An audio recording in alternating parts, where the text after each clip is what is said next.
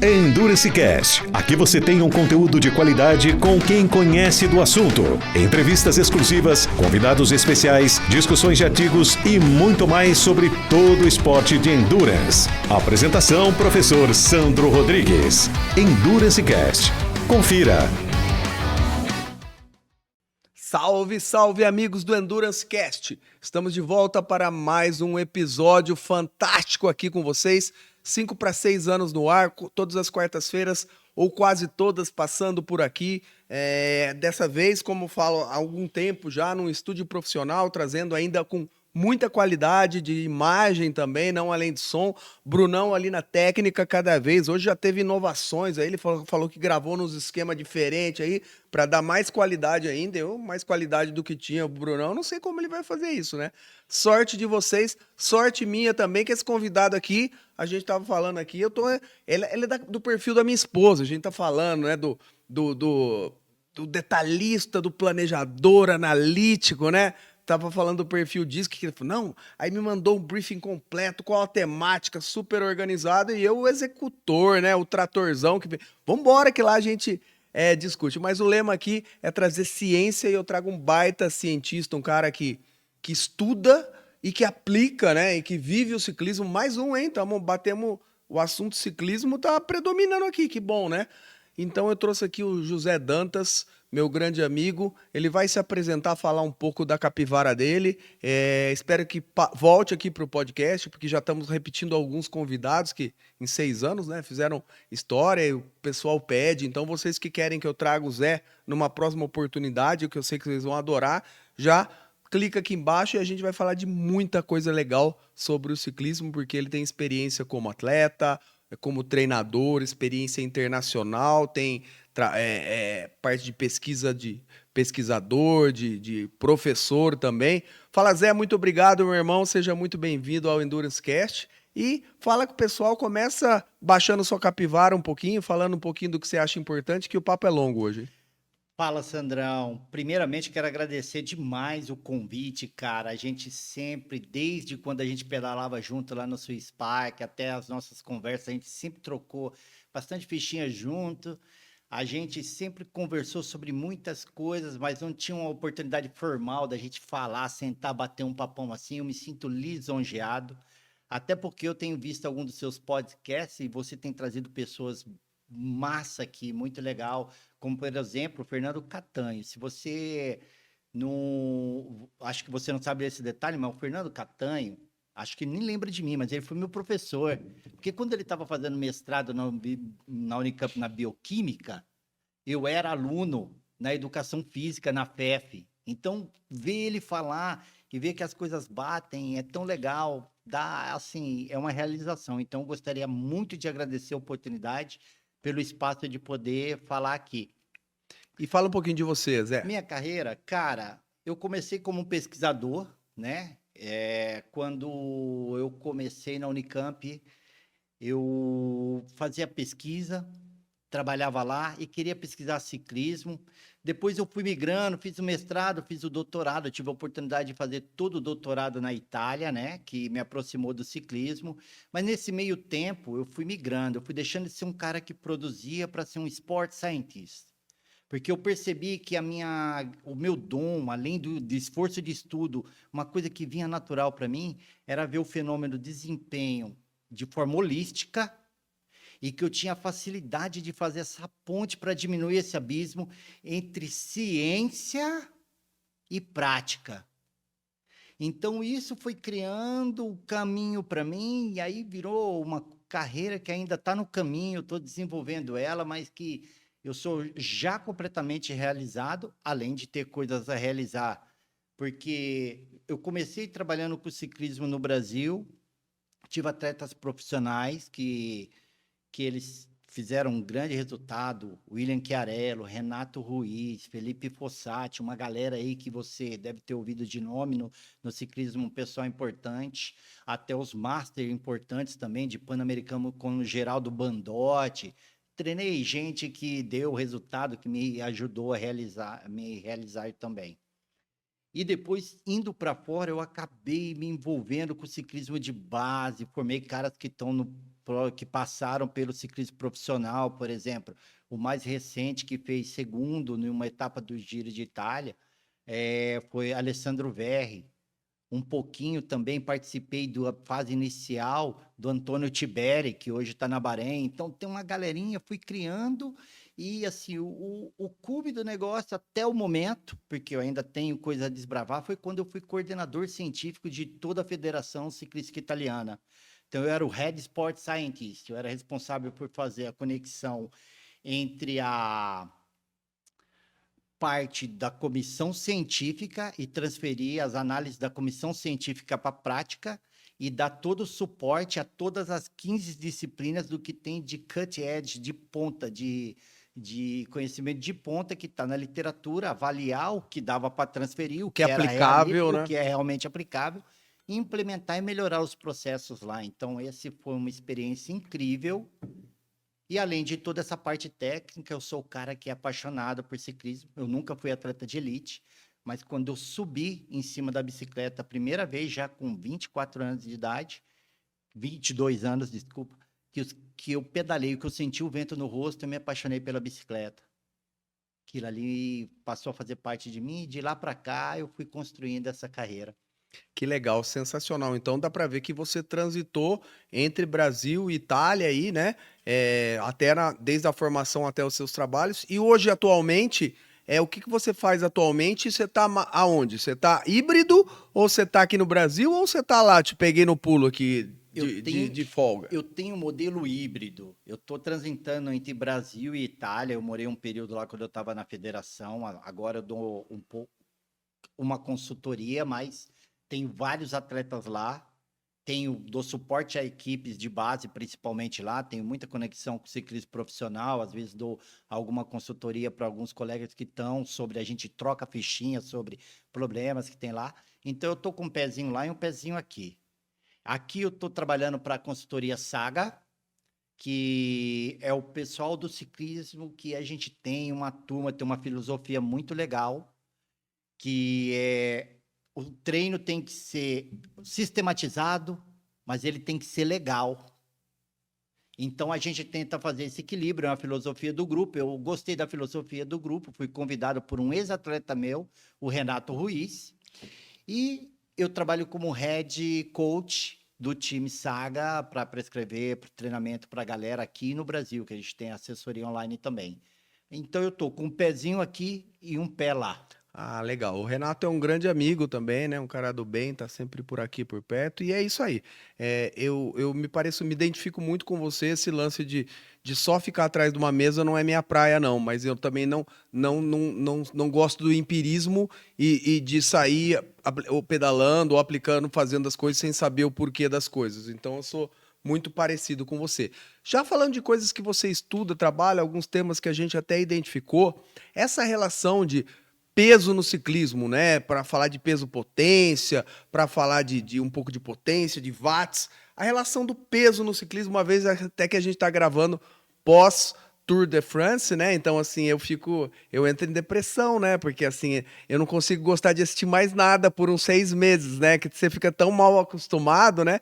Então, a gente vê os ciclistas lá de elite mesmo, o chassi de grilo dos caras, mas com a perna muito forte, né? O corpo. Mas e essa relação? Como que se transfere e se aplica isso para meros mortais que curtem, por exemplo, eu que sou dono de assessoria, tenho atletas de ciclismo ou de triatlon, fala um pouquinho dessa relação do peso no ciclismo, o que você acha importante relevar e destacar sobre esse contexto? Vamos lá, ponto por ponto.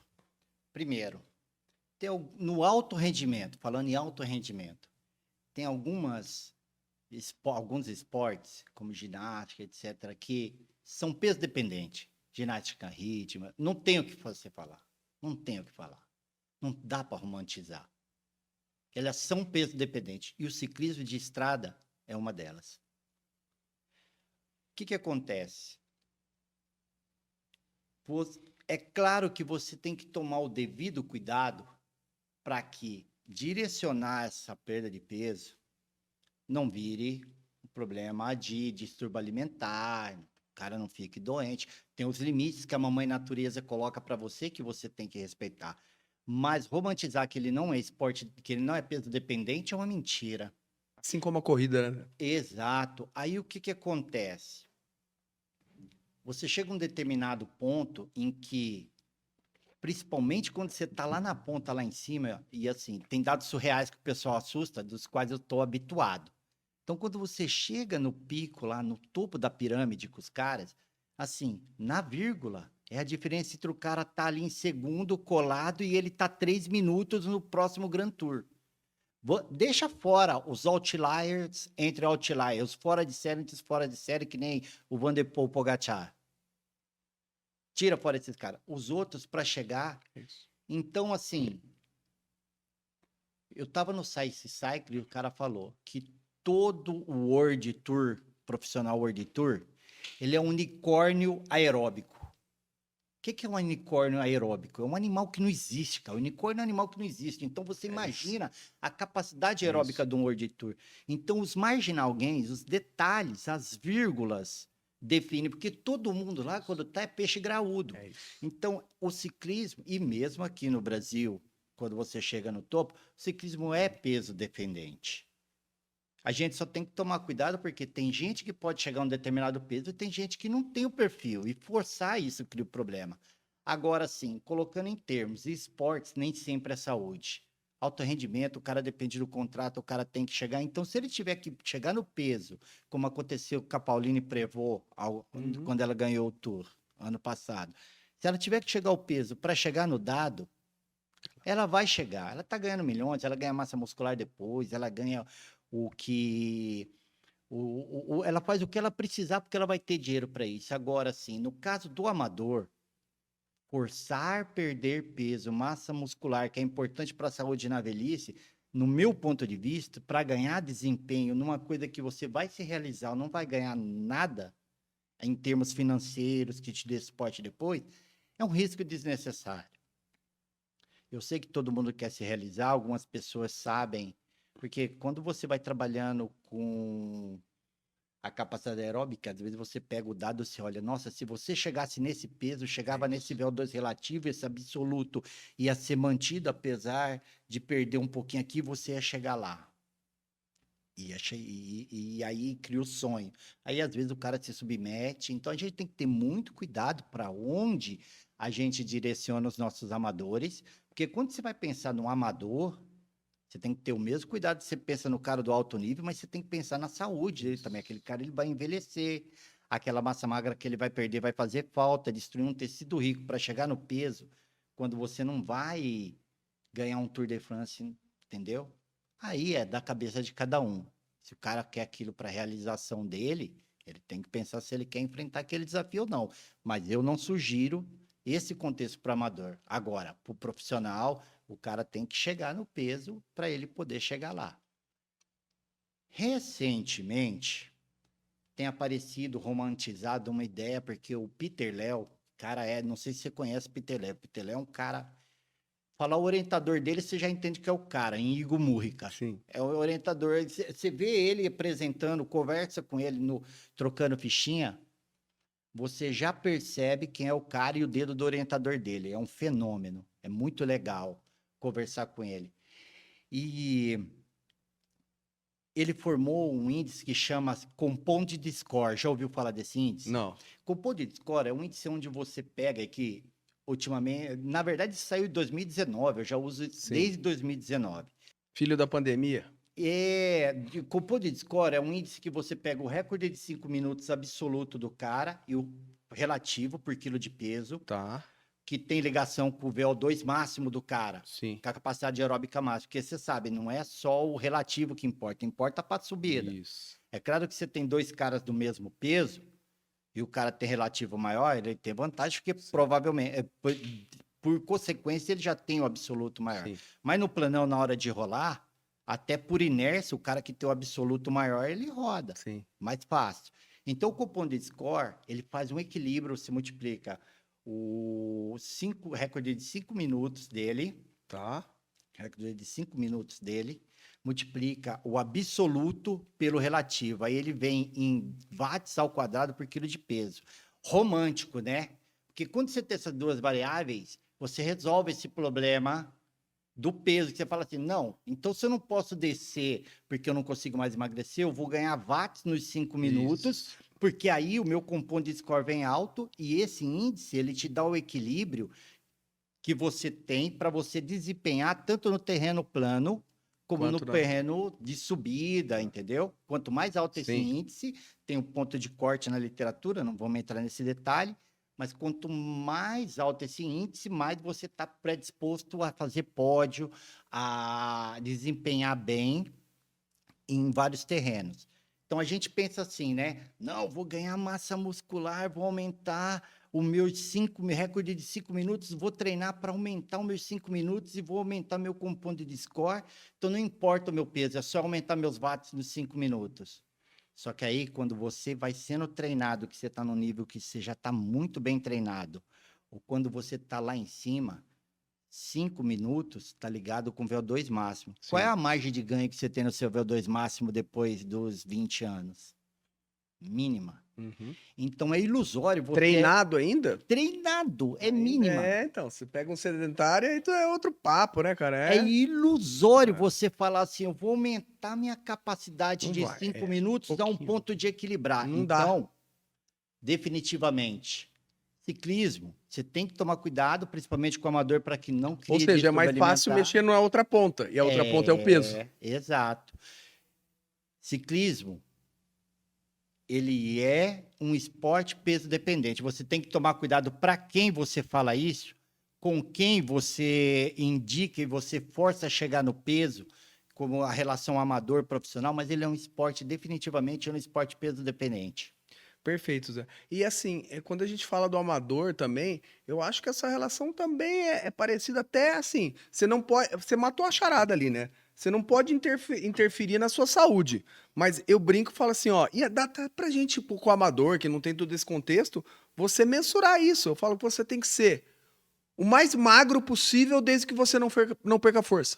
Perfeito. Então, assim, o dado que eu passo, quanto que eu tenho que pesar? Você tá se sentindo. Emagrece o máximo que você puder sem começar a sentir fraqueza. Perfeito. Ou assim, até o seu teste de 1 RM não começar a cair. Perfeito, Né? perfeito.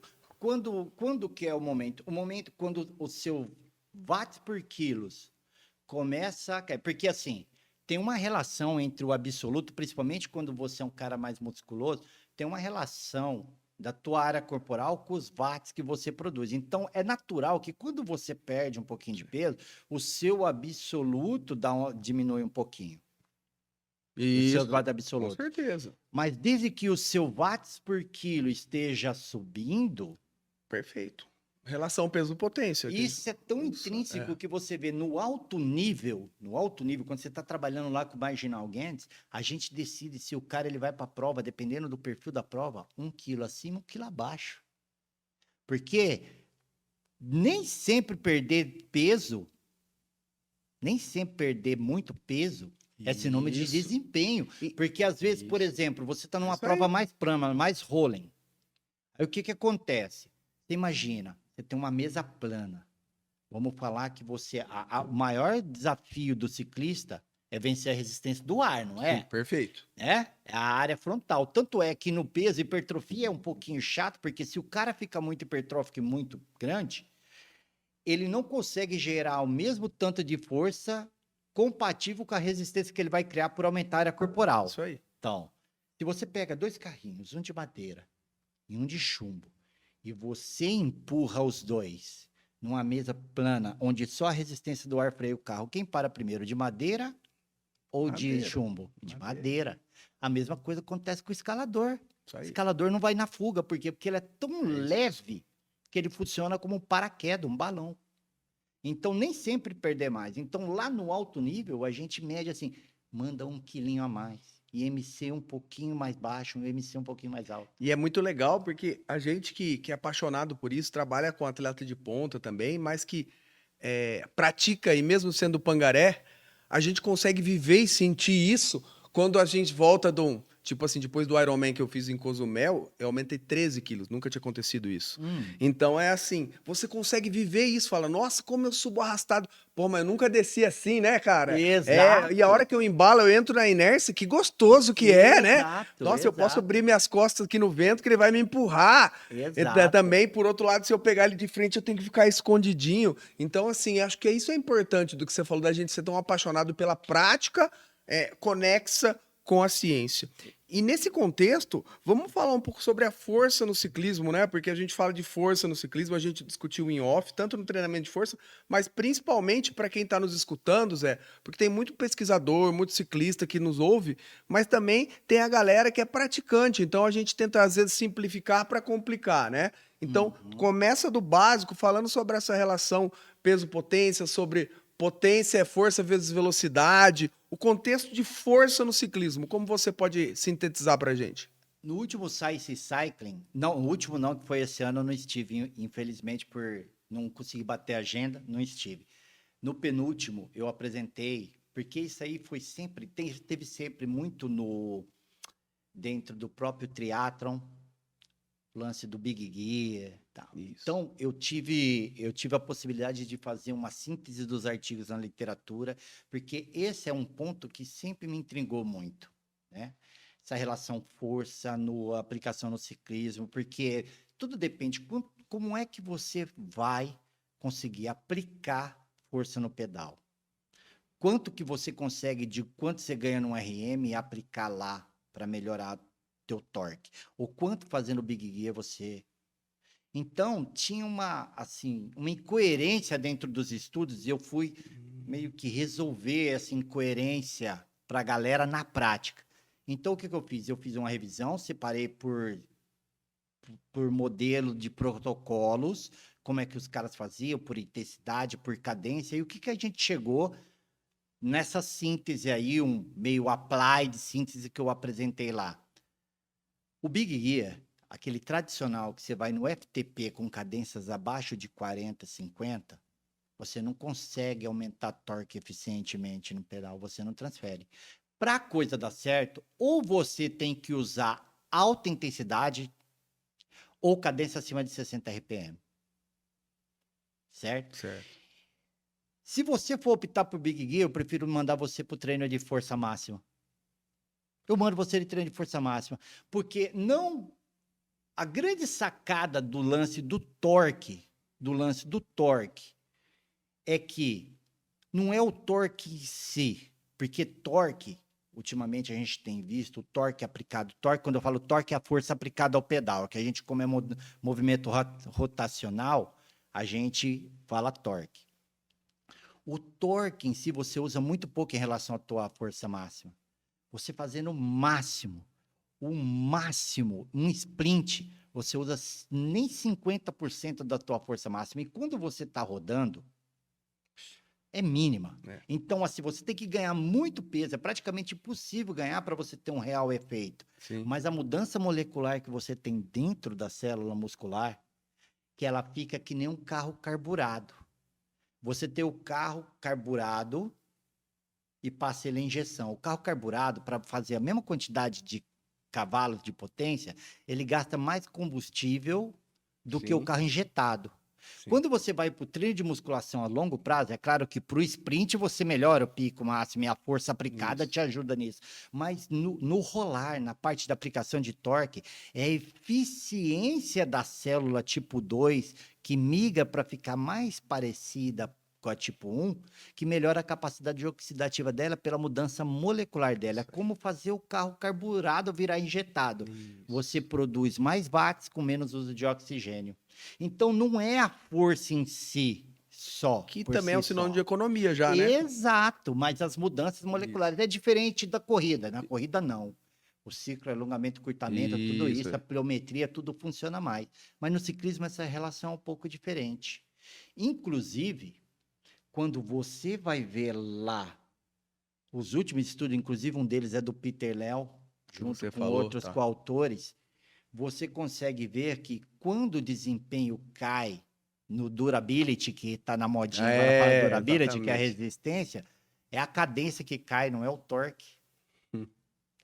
Então, você tem que entender que a força potência é força vezes velocidade. Força entendida como torque aplicado ao pedal. Velocidade não é a velocidade em quilômetros por hora. É a velocidade angular do seu pedal. Por isso que a gente fala potência é força vezes Isso. velocidade. Isso aí. Você tem que entender que ela é uma curva em U invertida. Nem o extremo de força vai resolver o teu problema, vai potencializar a tua potência, que é o produto final, e nem o extremo de cadência. Então, você tem que achar a potência óptima e melhorar um pouquinho o torque ali. Você tá falando aí, eu tava lembrando, e assim, não tem segredo, né, Zé? Porque assim, às vezes a gente fala de ciclismo, mas o treinamento de força é essa parábola aí de você achar até a velocidade, que é a carga que o Irineu Turco chama brilhantemente de carga ótima, né? Que aí, quando você acha até em velocidade que você vai executar o seu treino de força e dá próximo ali de 1 metro por segundo, que é que a gente tá falando, que é a carga ótima de potência que vai, você falou um nome gringo aí que a gente fala, né? Que é a transferência. Exato. É o que gera a transferência para lá. Então, assim, a gente, como você bem disse, e o seu papel da sua profissão lá, é isso, a gente não está inventando, a gente só está trazendo o que a ciência tem de verdade e vendo o que é aplicável e que se transfere, no caso, para o ciclismo. E aí, só para pegar muita gente que nos ouve aqui também, isso também vale, né? Quando você fala do big gear, das baixíssimas cadências, que é melhor o cara ir para a sala de força, principalmente para o amador, que é ali, que às vezes o cara quer imitar o que o profissional faz ali, para ele, acho que mais ainda, né? Que não está habituado a isso, quando fazer força com uma cadência não tão longe do que cabe para ele, Sandro, né, cara? Perfeito, estamos em sintonia, é exatamente isso, né? Nem os prós estão treinando com intensidade de FTP para baixo com uma cadência tão baixa. Isso. Tem lógica, isso é disciplina dependente. Isso. No MTB, em alguns momentos, você tem que tracionar, que tá difícil. Opa, ali, tudo bem, modelo dependente. Você vai executar uma cadência de 30, de 40 em algum momento, tem lógica. Isso. Total lógica. E aí, volte a algum episódio que o Cadu Polazzo passou aqui também comigo, meu amigão aqui. Então, assim, quando a gente fala principalmente o Zé da Estrada e 90% dos meus atletas são do endurance, e é isso mesmo, né? Aí o que acontece? Aí sim, aí você tem um contexto onde se aplica baixas cadências, trabalhar a aplicação de força. E aí é legal. Olha o que eu vi nesse trabalho que eu fiz, que eu apresentei no Science Cycling. Alguns resultados negativos que não demonstrava melhora, vantagem em fazer low cadence, tinham cadência muito baixa com intensidade baixa. Perto do FTP ou sweet spot ali, quase no máximo estado estável. Os que andavam acima, intensidade máxima, e faziam cadência até de 50, 60, você via efeito. Mas você via efeitos positivos também quando o cara ia com cadência mais altas. E aí eu fui buscar, não tinha uma evidência direta no ciclismo, depois acabou saindo. O que acontece? Quando você vai ver pessoas que treinavam isocinética, que tem o controle da velocidade de movimento, e eles faziam esforço máximo, ou com sprint isocinético, o que você conseguia ver?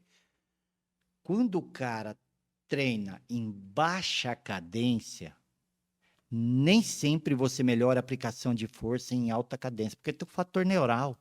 Mas quando você treina em alta cadência, você consegue aplicando força, você melhora na zona baixa também. Então, de cima para baixo, é coerente tudo que é estabelecido que melhora. De você treinando baixo para você aplicar cadência alta, não. Aí você para pensar, poxa, tem um fator coordenação, tudo. É diferente aplicar na velocidade ótima do que na velocidade não ótima.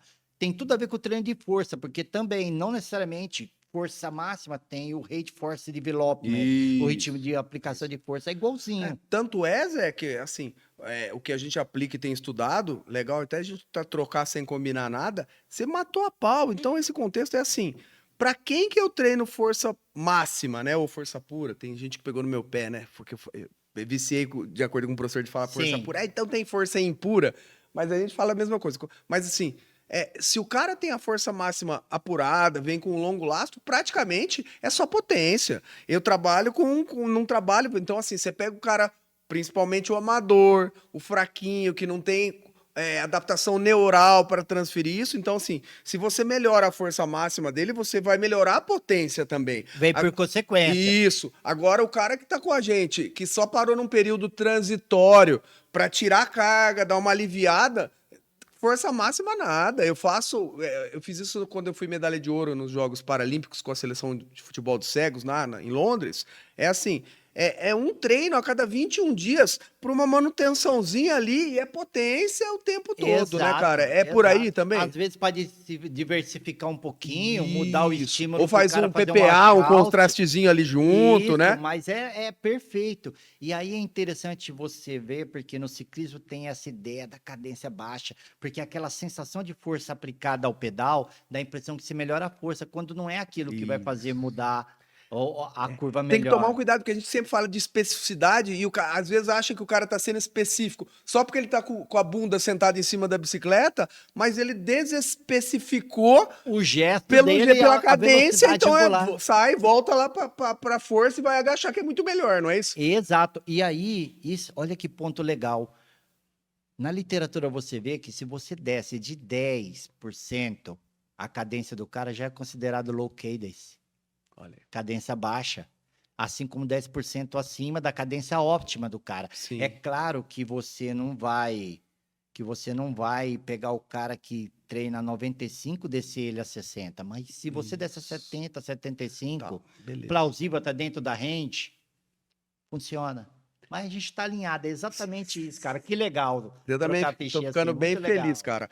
E assim, pra gente fechar esse papo, e olha aí, pessoal, novidades, não, Fê? Esse episódio é tão especial que vai ser dividido em 2, que assim, Zé, eu faço episódio de 30 a 40 minutos. E você tá com tempo aí, não tá? Eu tô. Então, beleza. Então a gente vai fechar esse assunto agora e aí dividir em 2 episódios, que o pessoal escuta episódio de 30 a 40. Então a gente vai fazer 2 episódios de 30 e no próximo episódio a gente vai falar sobre monitoramento de carga de treino.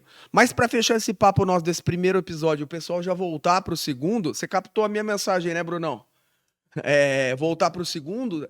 Zé, eu não, assim, dos caras de top lá, você que teve na Itália, trabalha com alto rendimento, os caras quando vão para dentro da academia, é isso mesmo que se faz com o ciclista? É o que eu falo, meu, os caras vão agachamento com 2, 3 vezes o peso corporal quando tá trabalhando força máxima e depois trabalham muita potência. Os caras, mesmo não transferindo como um corredor, não tem jeito, como você põe velocidade intencionalmente máxima, às vezes acabam trabalhando com saltos também. Não, como que é o contexto do ciclista de ponta dentro da academia?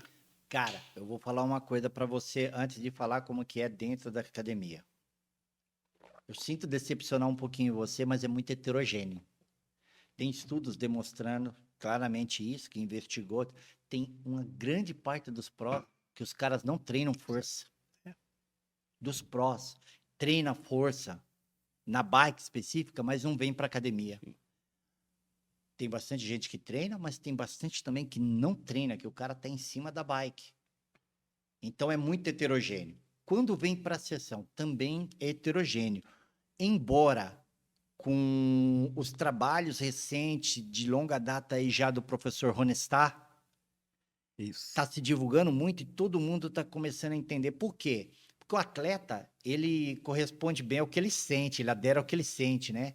E você sentir que com o trabalho de força máxima você não tem o side effect, o efeito colateral do DOMS no outro dia, que você rende e que a coisa vai, o cara adere. Isso aqui é legal, tô sentindo que eu tô ganhando força, eu não tô ganhando peso, eu E tô não é ganhando fácil quebrar força. paradigma, ainda mais os caras Difícil. que vêm de raiz, né, numa cultura do Ixi. ciclismo lá, que é o nosso futebol aqui, é o ciclismo lá, né, cara? Paradigma, cara. Quebrar paradigma é a coisa mais difícil do mundo. Mas, por outro lado, se os estudos mostram que algumas vezes você pode ter o mesmo resultado sem despender tanto tempo, ou ficar com a bunda que você já fica... Resultados melhores. Exatamente, tanto tempo ali, cara, né? Então, mas é legal saber. Melhores, porque você tem todos os efeitos positivos, que antes se pensava que você fazia o máximo de repetições, era o que o cara de endurance tinha que fazer dentro da sala de musculação. Nossa, verdade. Você não melhora a fibra, É isso. as fibras Não, que isso são aí- recrutadas com baixa, ela não vai naquela direção. Igual você falou, é heterogêneo entre o cara fazer ou não fazer, mas por outro lado, acho que é unânime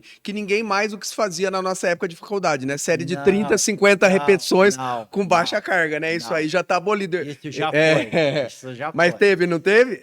Vixe, tinha muito, Oh. era lógica, porque assim, ó, ciência indutiva Isso. é diferente de hipotético-dedutiva, né? É isso aí. Um cisne é branco, o outro é branco, o outro é branco, todos são brancos, aí vem um cisne da cor preta, e matou o modelo, né? Então, assim, era muito indutivo. Como faz muita repetição, só que as fibras que você trabalha fazendo muita repetição, você não Isso aí. trabalha elas mesmo fazendo Isso. 30, É então isso aí. não tem lógica. É, e você já trabalha muito mais pedalando 2 horas ali, né, cara? E embora pareça paradoxal, toda tensão, tirando os efeitos pliométricos que não vão nessa direção, toda tensão, inclusive a máxima, migra a cadeia. A gente tem cadeia de miosina, cadeia pesada de miosina. Nem a fibra lenta, nem a fibra branca é totalmente branca e totalmente lenta. Ela Isso tem aí. um pouquinho de cada um. A predominância que dá a qualidade da Isso. fibra. E quando você faz tensão, a tendência é sempre vir para tipo intermediário. Então, mesmo as Isso. fibras mais rápidas, vão migrando para mais Isso. intermediária, mesmo com o efeito de força máxima, É sem isso aí. ter o problema da carga mecânica É que isso gera aí. o DOMS. Acabou, né? Então, isso já é claro na galera. Já é muito claro na galera, já. O pessoal adere, já tem pouca gente. Todo mundo que está trabalhando, que tem uma boa instrução, principalmente na Europa, já está trabalhando com, mesmo que não seja carga direcionada à força máxima, mas 6, 8 repetições, heavy resistance training. É isso aí. Ninguém, cargas pesadas, baixa repetição, bastante tempo de descanso. Ó, sem combinar nada antes. E ainda nem vai ganhar meu livro aqui. Eu não trouxe aqui, mas vou levar pra ele. Não, ele vai buscar porque eu convidei ele pra visitar meu estúdio. Aí eu tenho que Perfeito. recebê-lo lá e autógrafo, dou um livro pra ele. Zé, então a gente tá fechando esse primeiro episódio aí. Então vocês estão gostando. Lógico que vai estar na descrição do vídeo. Mas pra fechar e a gente já voltar já pra nossa gravação e pra vocês, na semana seguinte que vocês vão estar cheio de vontade de ver a continuação desse episódio, só fala o pessoal que quer te seguir, ser ativo no Instagram, essas coisas, como Cara, o pessoal te procura. Eu sou muito low profile. Eu tenho, mas eu publico muito pouco. Quando eu publico resultados dos meus atletas, ou algum pensamento legal, ou algum artigo, mas eu sou bem low profile. Tudo bem, mas fala aí pro Mas pessoal pra te quem encher o saco lá, né? que é para quem quiser, Dantas, _ Sport Scientist, é o meu Instagram, tá? O meu X, antigo Twitter, é @JLD, as iniciais do meu nome, José Luiz Dantas, @JLD pessoal. E quem quiser ver um pouquinho do trabalho da gente, conhecer no Saga, pode entrar no www.sagacc.com.br, o CC é de Cycling Club, ou entrar no nosso Instagram também, que é o @saga_cycle_club. Isso, vai estar tudo na descrição e depois tem o próximo episódio. Falar nisso também, Ruiz, tô te esperando aqui, tá me devendo um rolê, uma visita aqui. É nóis, até a próxima.